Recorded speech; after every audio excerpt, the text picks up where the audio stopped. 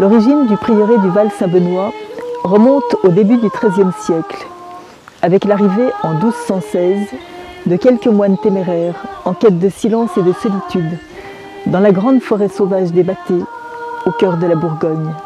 En 1236, à partir de l'aide providentielle du seigneur Gauthier de Sully, sa renommée s'étend sur toute la région. Mais au milieu du XVIe siècle, l'institution de prieurs commendataires nommée par le roi précipite le prieuré dans un irrémédiable déclin jusqu'à la disparition des moines à la fin du XVIIe siècle.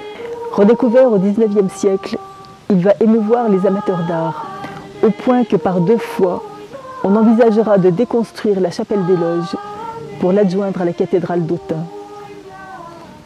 En 1924, l'église et la chapelle des Loges sont inscrites sur la liste des monuments historiques.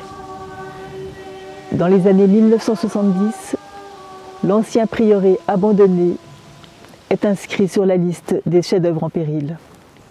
Mais en 1982, l'arrivée d'une communauté de moniales contemplatives a suscité un élan unanime parmi les habitants de la région pour organiser le sauvetage de l'église avec l'aide de la Direction régionale des affaires culturelles et du département. Cette prodigieuse opération lui a valu le premier prix des chefs-d'œuvre en péril. Désormais, l'église et la chapelle des Loges sont libres d'accès à tous et participent chaque année aux Journées du patrimoine. Pour assurer la protection et la restauration des parties les plus menacées de l'église, nous avons pris l'initiative de reprendre un projet de sauvegarde avec l'aide de la Direction régionale des affaires culturelles et du département. Il faut assurer la sauvegarde des gisants exposés aux intempéries, protéger certaines façades de l'infiltration des eaux pluviales, restaurer le magnifique plafond de la chapelle des Loges ainsi que son très bel oculus, restaurer les parties de façade les plus détériorées, poser des verrières étanches, restaurer les portes du transept et de la clôture.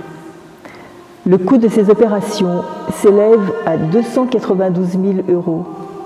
Déduction faite des aides octroyées, il reste 150 000 € à trouver pour commencer les travaux. Il y a 40 ans, nous avons sauvé ces monuments avec et grâce à vous. Aujourd'hui, nous ne pourrons poursuivre leur restauration qu'avec votre généreuse participation.